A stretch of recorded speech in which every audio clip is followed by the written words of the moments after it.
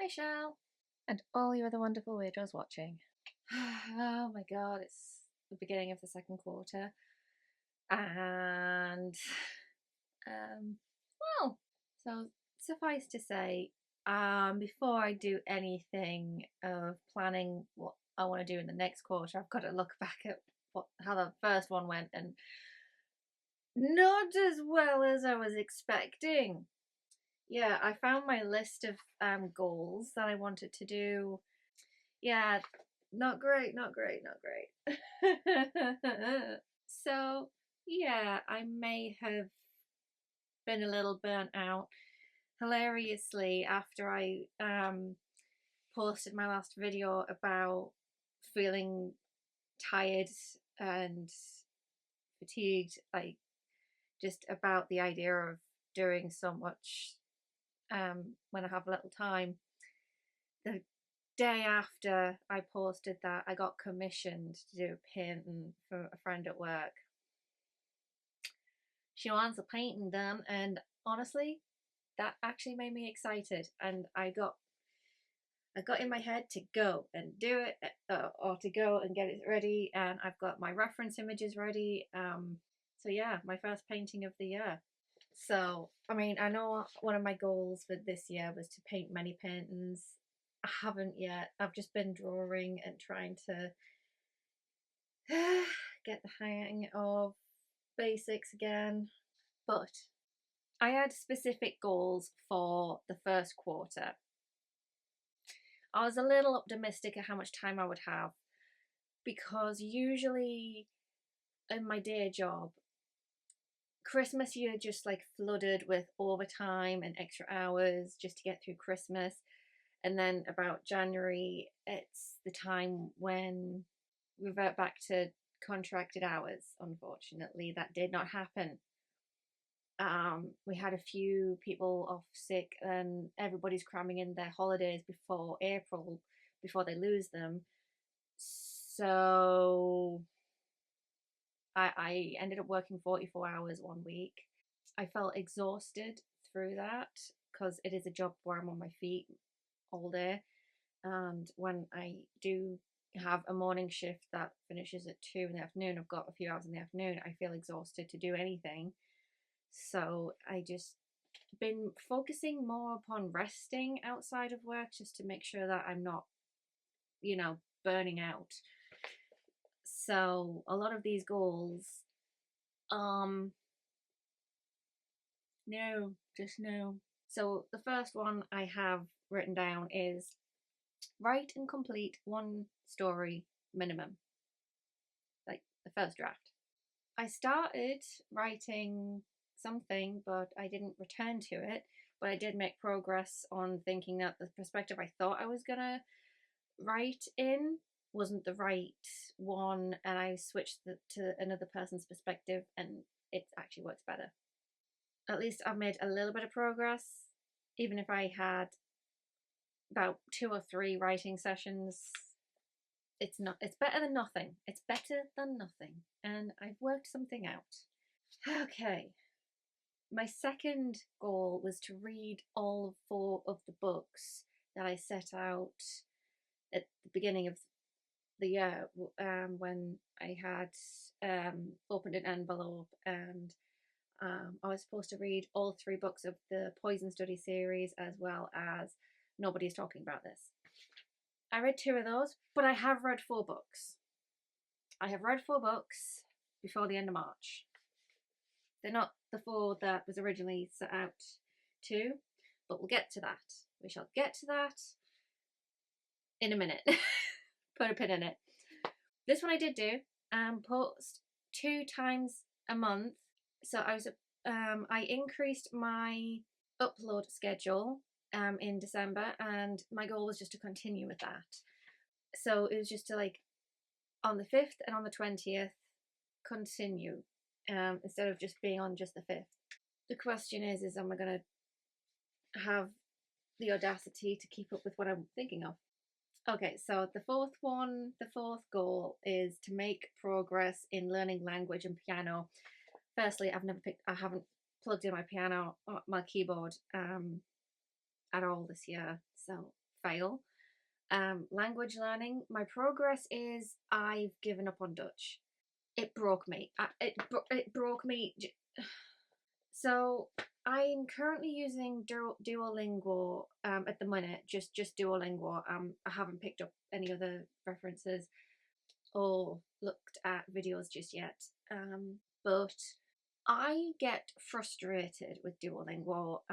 There's certain things that, like, just you speak it and it writes it out. I get frustrated with that because I think I'm saying it right, and I could have sworn I perfected the saying or how to say something, and it's just not right. And it kind of, and then there's the times when it's like converts it back into English, like in Norwegian, er r will be reverted back into are, and it's just like, no. So what really did it for Dutch was the g sound. I cannot, that sound, I cannot.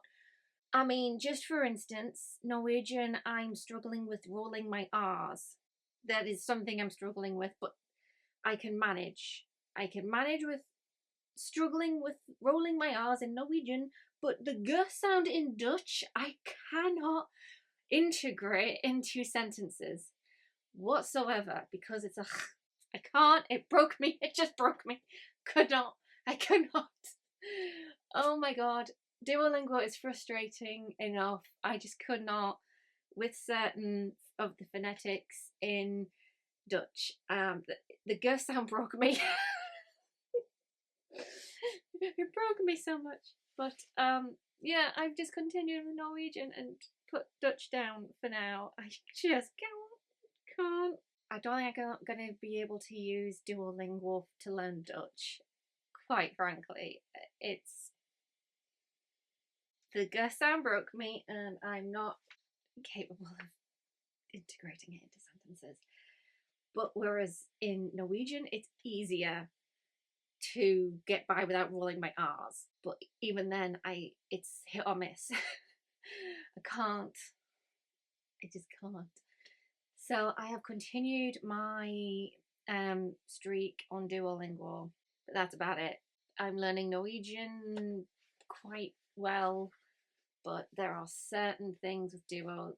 When it updates, it changes the system and the curriculum, and it thinks you know a word that it hasn't actually taught you yet, and then it'll go new word, something you was taught like long ago, and you still, and it. So Duo is frustrating, and quite honestly, I just wanted to have just the continuation, keep it fresh in my head, so that when I do pick something else up, like go to, because I actually did look up if there was like groups that I can go to go learn and meet people and learn together, and there is.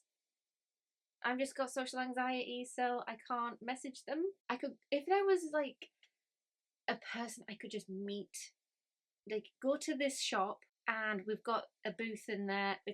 We'll just meet up. We'll discuss it. That's more doable than sending somebody a text over whatever app there is that they're on or social media. It is. I can't, like, with even with my own comments on YouTube, I spend, if you see me comment, that is a once in a million, because normally when I'm commenting, I write the whole thing out, read it through, make sure there's no mistakes, make sure there's like no spelling mistakes, make sure I'm coherent in that, and at the end of all of that, I delete it. I think I'm, nope, too risky, can't, nope. Because the internet is a scary place, okay? The internet is a too scary place. Whereas person, I can talk somebody ears. I can talk to somebody. It's fine. But I've got to contact this group to let them know I'm interested before actually going to meet them in person. So that's going to be my main barrier. Honestly, I think my first step is to find on, like, actually start looking on YouTube for phonetic alphabet, and how to properly, like, get it in your head, the phonetics, just because Duo fails in that. Like, I don't know, like, the full alphabet on sounds. I don't know the full numbers, because that's one of the things that I remember in learning German from GCSE was you get given the alphabet, you get taught how to count. Fun fact: I can count from 1 to infinity in German. I can do that because I was taught in a classroom proper, like, structure of how to do things. But in Duo, it doesn't do that, and it's just frustrating. So I'm only using it just to keep it alive in my head. This goal is kind of null, so I haven't picked up my piano, but I have continued with Duo, so it doesn't, like, falter. I'm not going to forget certain things and what things mean. I'm still picking up new words. But yeah, I had 4 main goals, and yeah, I wanted to develop habits. I didn't do as well, but I think I had more goals in my head, especially with the writing. I actually didn't put down anything with the art. It was just like, develop a habit. But I did attempt it, but with everything that I was trying to do around my day job being the exhausting thing that exhausted me so much that it just, like, was a struggle. It just kind of fell apart, and I was so close to burnout, like I was in my previous video, where I was just like, I'm not gonna make a big deal out of it. As for reading, the books I read in the first quarter, yes, I only did 4, but so I did read 4 books, and I've actually started a few, so there's more books to talk about than just the 4. So I read Poison Study and Magic Study.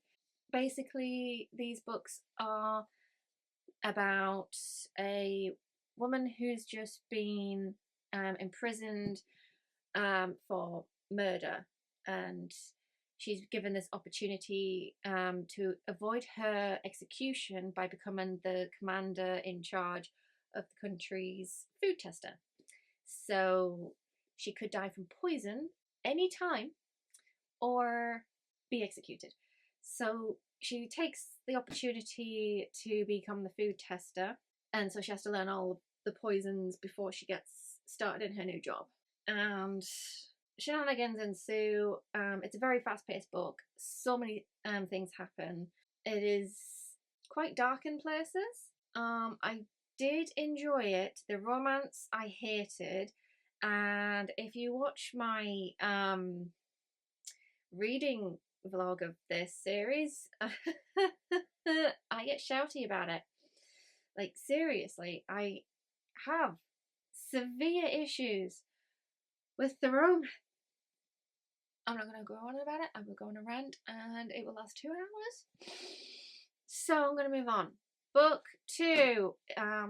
Yelena continues on her quest of self-discovery because she goes south and finds her family that she apparently has. I don't know if I can talk about book 2 without spoiling the first one. But yeah, as the title suggests, it's magic study, whereas she's learning about poisons in this one. We're in a kingdom that magic is outlawed, and magicians are basically executed because of that. She then goes south and studies magic and connects with this land, trying to stay as vague as possible without the spoilers.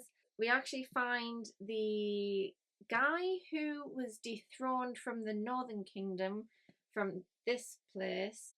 Dethroned is actually one of the royal family, and he is such a petulant child. I didn't like him, and he's continuing to be a petulant child in book 3, and that's where I kind of soft DNF'd at the time, because I needed something new to read. Yeah, it was rough. I think reading this series was my realization to, well, I can't read one thing. I can't read one thing, which kind of led me to soft DNFing this. You can tell that I'm further into where I was. I think I was like a few chapters in or so. I know I was around chapter 8. I hadn't got to chapter 8 just yet. Oh, by the time I DNF'd it, and now I'm up to chapter 15. But yeah, that's where I'm up to with the final book in the series. So I haven't finished it, which it is going to be like something I'm dipping into every now and again. Cause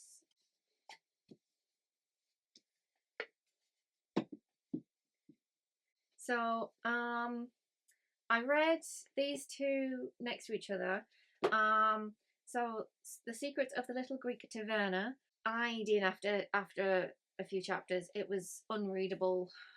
It was so infuriating. I thought it was so badly written. Like, it was just like, it felt like a first draft almost. Like it needed a bit more work, and just certain things weren't thought through. Like, our protagonist she would be like standing close to like a couple having a private conversation in English instead of Greek, and it wasn't at all realistic. And not only that, there was no descriptions of Greece, like nothing that mattered. She got a big description of her dorm room back in college, way back when, than the entirety of the Greek town she was staying at or touristing around in the next town over. There was even a monument that I even looked up on Google Images, and I would have loved a description of it so I could see it in my head. That's what it is.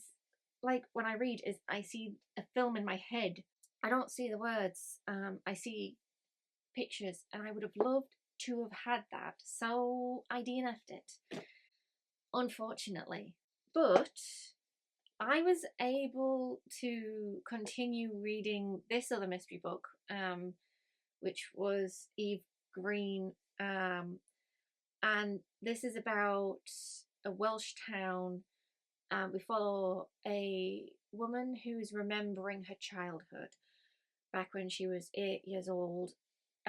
She was 7 when she lost her mother, and then we follow her as an 8-year-old when a girl goes missing in the town, and it was so heavy, but it's so immersive. You could like feel the wind on your face. You could just be in a field in Wales. That's how the description was. And just going from this book to this book, it was like obvious what had more time and care to it. This book was brilliant, by the way. It is definitely not a light read. It's pretty dark. So we kind of follow this girl who finds out that the town hated her father because he came in and just kind of caused a bit of mayhem, and especially the shopkeeper, and the shopkeeper has it out for her because of who her dad was, kind of like a snip thing. But she kind of, in her own 8-year-old like child pettiness, kind of implicated him in the disappearance, and that kind of backlash. She would have been known as the girl who told lies, and so that made her the target for the next for the guy who actually took the girl. And it was so heartbreaking because you just wanted to take this girl out of the page, hug her, and say it's not your fault. Oh my god, it was so, oh, it was so heartbreaking because she was just acting out quite a bit, and she was breaking rules, and she thought it was her fault that what had happened to her. It was horrific to read, but oh my god, you just wanted to hug this girl. And she's like, it's not your fault, it's not your fault. This book is not about the mystery of what happened to the girl that went missing. It's not about finding her. It's about this town's response to an event, that a horrific event, and how this 8-year-old just had to like maneuver through this horrific event as it happened, what happened after, and oh my god, the pain. Because she acted out, she was getting a curfew and she was shouted at when she broke curfew, and after the incident she let her be shouted at because she thought it was her fault. And you just like, oh, it was so heartbreaking. 29 version of year old version, the 29-year-old version of herself go to that place where it happened to get her resolution, even though it lasted seconds. She just, yeah, it's something that can happen in seconds can last a lifetime. This book, my god, this book. Whew. So yeah, I did enjoy reading this book. It is one of those that takes you by the heart and crushes it. Yeah. So after reading Eve Green, I did get back into fire study, and which is kind of how I was able to like get back into it and not get annoyed at it, because it was just like popcorn reading. If I'm being honest, it's just like the breath of fresh air after a heavy book. That kind of continued with this next one I've just finished. So this next book I actually picked up because it wasn't like planned or anything. It was just there because I was showing I was on talking to my mum over FaceTime or whatever, because it was Mother's Day, and when I like speaking to the family, there's always this one instance where I'm gonna be online with nobody there, because we'll talk for a few hours because it's an event. There's like either a party happening or she's just going away to get tea, or yeah. So they actually went and got tea, but I think they went upstairs to go sort something. And so during Mother's Day, I just, because I picked up the children's book I was showing them that I was going to give to my niece. I got the Worst Witch for my niece, and since during that time where they weren't around, I just started reading this. I just started reading it, and I was enjoying it. It was really good. It was just a nice break from the adult books I've been reading and the heaviness. And I used to watch The Worst Witch when I was little, and when I was a teenager, I think the spin-off, kind of spin-off, where I think it was Mildred's cousin Henrietta was attending Cackle's Academy. So yeah, I am familiar with The Worst Witch, but I never actually read the book. I only found out it was a book like within a few years ago. I found this in a charity shop, and I thought, right, I'm going to give it to my niece. Brilliant. And so I was just like reading that whilst I was waiting for people to get back, and then after, and so I literally finished it up the next day. Yeah, it was a nice quick read. I mean, yeah, it happened in 2 days, but it was two different sittings because of I had to they put it down to continue talking to my family on Mother's Day. So it was quite a nice little break amongst all of the deep, heavy topics of the previous books I had read. So it is an outlier. And I also realised after reading it that all of the authors of the books I have read are all women authors. So we've got Jill Murphy, we've got Suzanne Fletcher, we've got Erin Palmisano, we've got Maria V. Snyder, all women. So I've been reading non-stop women authors. But yeah, I really enjoyed being just back at Cackle's Academy. Being back where it all began was brilliant. Also, this was published in the 1970s. You can definitely tell certain things allegedly, in my opinion, got lifted from. Not saying who by, oh boy, but you can tell that there was quite an influence from this book in particular. Just saying, just saying, just saying. But it was actually really fun, and I actually want to make my niece a broken broomstick held together by tape. I want to make that broom. I want to. I don't know. When I gift this book to her, I'm gonna do that if I can. I mean, I do have a giant like staff, but I'm just like, I want to make that into a staff. If I just get a giant breakable enough twig that I can like glue together and sellotape the rest, yeah, that would be perfect. Books that I have started but not finished include the Fire Study book, which I have already talked about, and I've got No One Is Talking About This by Patricia Lockwood, and I am past halfway. Yeah, page 109. This is more of a this is actually quite good to read at work because occasionally I get interrupted and I would rather not be in a heavy story when I'm doing that. This is broken down into small bite-sized chunks, and so the times when I'm on my break or waiting to start my shift, it's like small moments where I can have a stopping point right in sight. And so one thing that do like, I don't like stopping in the middle of text. That is like what throws me off reading.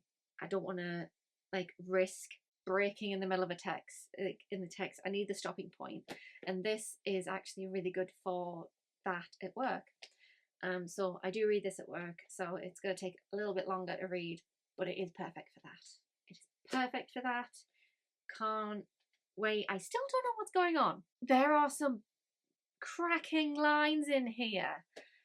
Like, the one that sticks out in my mind was the Norwegian said the massacre, and the end line was, it's surreal to be in a place where if you mention a massacre, you don't have to ask which one. So it's basically a commentary about America's massacres in one sentence, in one little paragraph. And there's other lines in here that make this worth reading. Even though there's no plot, it's just snippets of somebody's use of the portal, aka just the internet. So despite being recommended by Jacka Edwards, which is why I probably bought the book, but I kind of need a bit more of him talking about this book just so I can get a bit more context, because I feel like I don't get it at the minute, and because it is in bite-sized chunks, and it is just, some parts are hilarious, some parts are pretty deep, but it is very good. It is very effective writing, and I do enjoy reading it, but I don't see where it's going at all. Because of the way it's set out, it is difficult at this time. Unless it's like one of those things where you got to get to the end and then you know what it's about. I don't know. I started This Is How You Lose a Time War, and yes, the sticker is on it. I've been trying to get it off. All four corners have failed me, so it's gonna be, yeah, it's gonna be one of those where I'm gonna like really like be very careful with the sticker, trying to get it off. I've only read the first chapter, and that was quite a good first chapter. I am hooked. Wow. So I'm expecting big things from this one going forward. But yeah. As for my next list of books, I'm not going to read one book at a time. I need to read many at a time, because I'm realizing I need a menu. I need a book menu where I'm just like, I can't be asked with this one story. And so I need like an option. Like, I'm in several books and I'm just like, how am I feeling? Do I want the sci-fi? Do I want this fantasy? Do I want this like light-hearted book? Do I want a scary story? I'm gonna be in several books at once is what I'm saying. So basically, my reading is going to change in the second quarter. So I'm excited. And I am also going to change my content a little. As for what I'm going to read for the next quarter, where are they? Where did I put them? Hang on. They were in my Lord of the Rings box because the Hobbit's missing from it because it's over here. Okay, so my card selection to gamify the reading. Here we go. I don't even know why I'm shuffling them. I mean, I don't know what is which anyways, so pick a card, any card.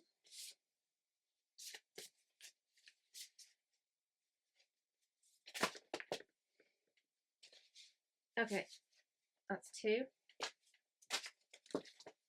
I decided I can't be asked to do the... It felt too boring just picking a card out of 4, so here we go. This was on a bookmark and I lost it. I don't know which book I put it in and I can't find it anywhere. I've just found my worm bookmark. I'm just looking down at one of my shelves and I've just found my worm bookmark that I made when I was little. Never mind. Okay, here we go. So I have any book by Ursula K. Guin. Oh ho ho ho. And also the other prompt I have in here is pick a book from the bottom shelf. You see that?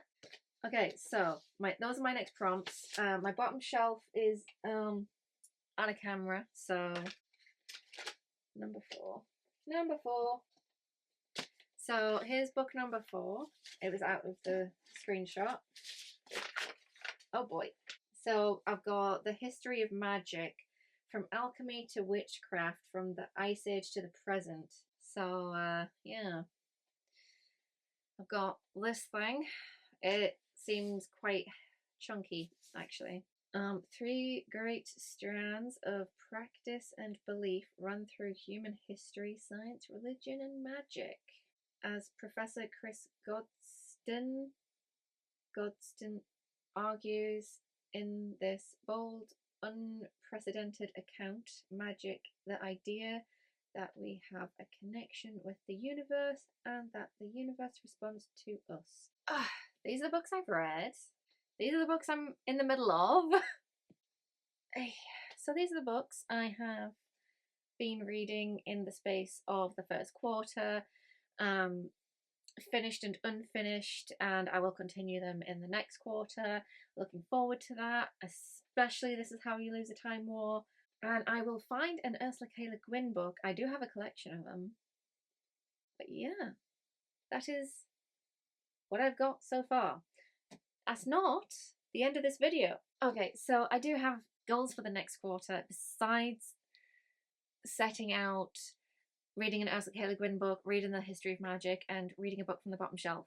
So that's technically 3 books on the attempting to read.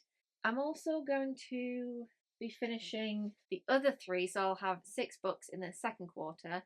However, I know that I'm going to get my hands on this Sunrise of the Reaping, because I'm a Hunger Games fan, and I've asked for that for my birthday, and I'm not going to get it in July, so I'm going to get it early. I'm going to actually get it in May, 2 months before my birthday, so I will be reading it, hopefully, before the end of the second quarter. But between now and... so I do have another goal. And it might help ease off my reading slumps, and it's primarily because I feel like my last reading vlogs, I'm reading just a few pages because of how work has been, and I don't know how unpredictable work can get. I don't know if I'm going to actually continue like reading at the pace I have been over the past week. I don't feel super confident by that, and if I want to see if my reading does change a little bit. But I do have an experiment for April. I kind of want to upload a video every Saturday. I don't know if it's going to happen, but it's going to be a quick, short discussion on a short story. And it's just I'm basically just going to do a short story Saturday. So I just have to read a short story, film myself talking about the short story, edit it quickly, and then upload it every Saturday. And I'm just going to do it for April, and I'm going to see if I continue with that. Because I've been putting aside Night Shift by Stephen King. I've got Night Shift set in there, and I kind of dipped my toes in it, but I didn't actually commit to it. So I need to actually, I do want to read this short story collection, but I think it might help me ease off pressures to share what I'm reading in these reading vlogs so far.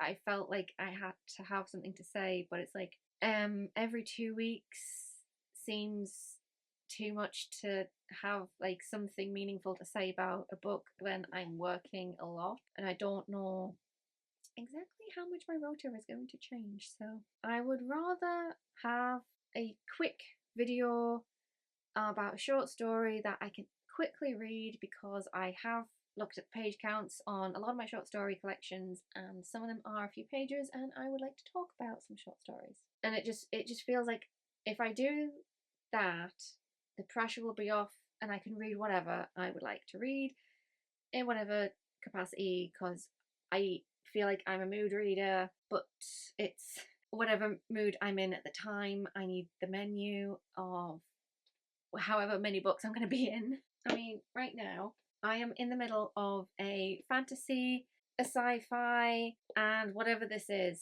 slew of different types of books that I can just like pick up whenever I want to pick up a sci-fi, a fantasy, or whatever. I feel like I don't have to make progress in these books in order to have something to talk about. I can just like get through them at my own pace because I'm talking about something else and it's still about books.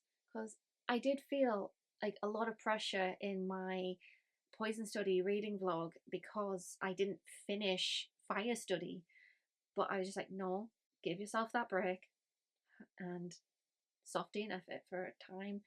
And then I did another reading vlog where I only just started reading these like few books and I still felt bad because I hadn't made decent enough progress.